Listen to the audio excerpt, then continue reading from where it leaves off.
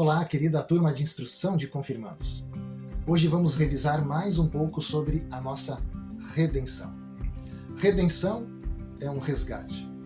Alguém que paga um preço para resgatar, para salvar de uma situação. Um resgate que nós temos do pecado, da morte e do poder do diabo.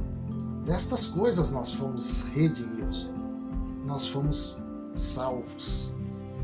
E é importante que se diga isso, porque, por exemplo, na praia, um salva-vidas, ele corre com aquelas boias, aquelas proteções e salva uma pessoa da água. Mas ele não morre para salvá-la. Jesus nos redime, ele paga o preço, porque quando ele veio nos salvar, ele pagou com a sua própria vida, com o seu sangue derramado na cruz, com o seu corpo exposto ao pior sofrimento e a sua alma entregue à morte. Então nós vamos estudar um pouco mais sobre como que Jesus nos resgatou. Quem é Jesus, afinal de contas? Será que qualquer ser humano poderia resgatar outro ser humano do pecado, da morte, do diabo? Vamos aprender um pouco mais?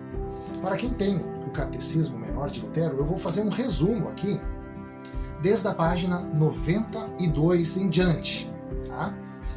Então, nós temos alguns versículos que eu gostaria de explicar para vocês, porque os versículos são a base bíblica para a nossa fé. A nossa fé, através do Credo Apostólico, diz que Jesus Cristo é verdadeiro Deus, verdadeiro homem. Verdadeiro Deus porque ele criou todas as coisas. Verdadeiro homem porque ele nasceu aqui, através da Virgem Maria.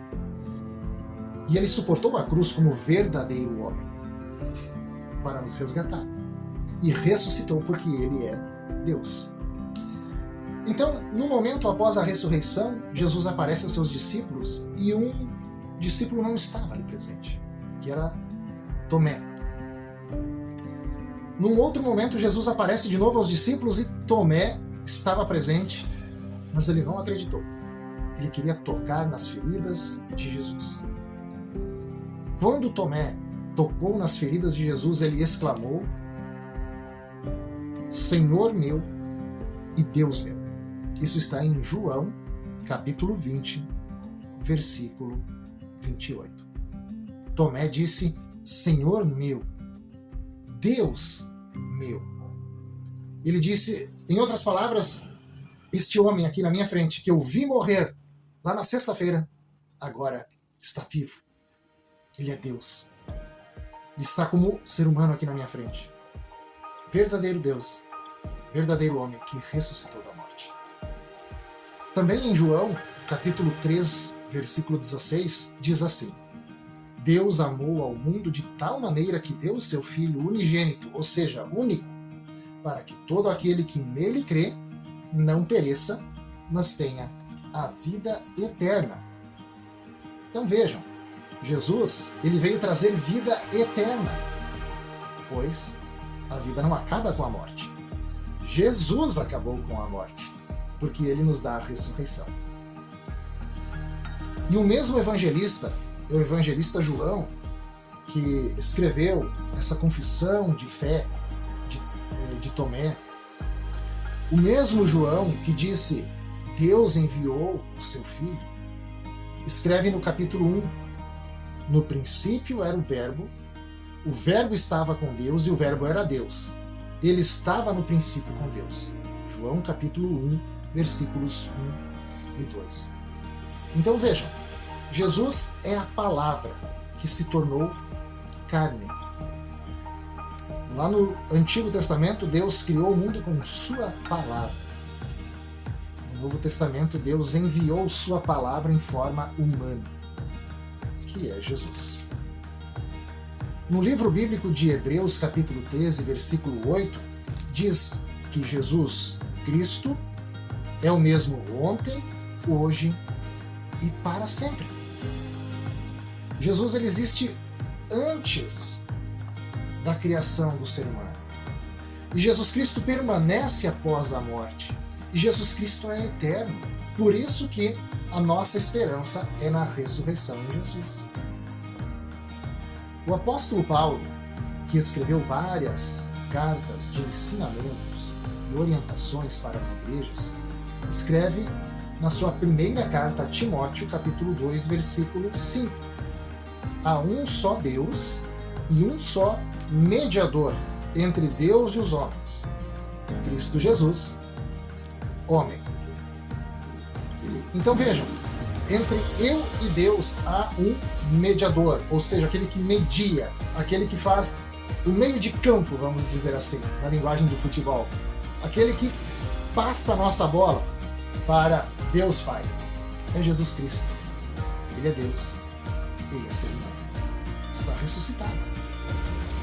E nós ressuscitaremos de forma humana. O apóstolo Paulo também escreve aos Colossenses, ou seja, a igreja que estava em Colossos. Escreve aos Colossenses capítulo 2, versículo 9. Nele habita corporalmente toda a plenitude da divindade. Olha só, no corpo de Jesus está a divindade. Jesus, em seu corpo, é Deus. João também escreve uma carta, e na primeira carta ele escreve no capítulo 1, versículo 7. O sangue de Jesus, seu Filho, nos purifica de todo o pecado. Então vejam, se nós, como seres humanos, necessitamos ser resgatados, sermos salvos do pecado, só é possível desta forma como Deus fez através do Evangelho. Enviou seu Filho Jesus em forma de ser humano para resgatar o ser humano. Ele, sendo Deus, venceu a morte porque ele é o autor da vida. Então, queridos alunos da instrução de confirmados, nós precisamos compreender que a nossa fé, ela é Cristo tendo como o centro. Tudo que precisamos, nós temos que ir ao centro. Não é assim na farmácia, no mercado, nas lojas. A gente sai do bairro, vai ao centro. O centro é o lugar onde todo mundo sabe que vai encontrar alguma coisa. Vai encontrar o mais importante que é numa cidade. Então Jesus é o centro, onde todos os seres humanos que buscam a salvação, que buscam o perdão dos pecados, encontram em Jesus. Ele centraliza a fé. Porque Jesus fez o impossível para nós seres humanos, que é vencer a morte. O apóstolo Paulo ensina aos Gálatas, capítulo 3, versículo 13, que Jesus se fez maldição em nosso lugar. Vejam, o pecado traz uma maldição eterna. E o que é uma maldição? É estar excluído daquele que, a princípio, você ama. Então, uma maldição te afasta do lugar, da pessoa e das coisas que você ama. Deus, quando nos criou por amor. E nós, com o nosso pecado, nós carregamos conosco a herança da maldição do pecado. Mas nós somos resgatados desta maldição. Muitas pessoas têm medo de maldição. O cristão já não precisa mais ter medo. Porque agora o ser humano não vive mais algo maldito. Mas o ser humano vive algo bem dito.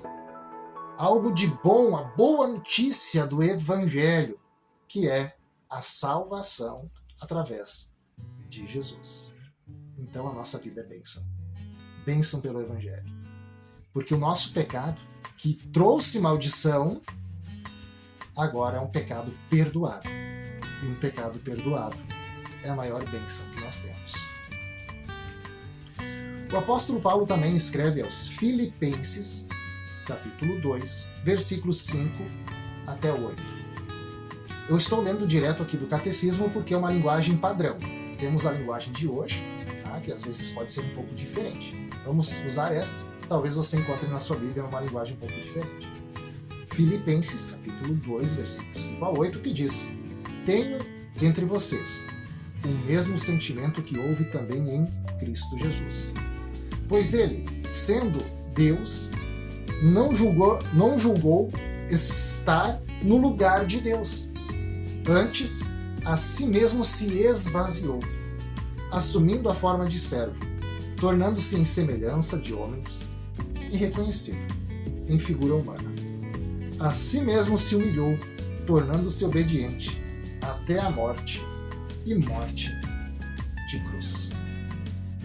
Então Deus, por vontade própria, permitiu seu Filho Jesus passar pela maldição da cruz para nos resgatar do pecado. E ainda em 1 Pedro, capítulo 2, versículo 24, diz: ele carregou em seu corpo, sobre o madeiro, ou seja, a cruz, os nossos pecados, para que nós, mortos para os pecados, vivamos para a justiça. Por suas chagas fomos sarados.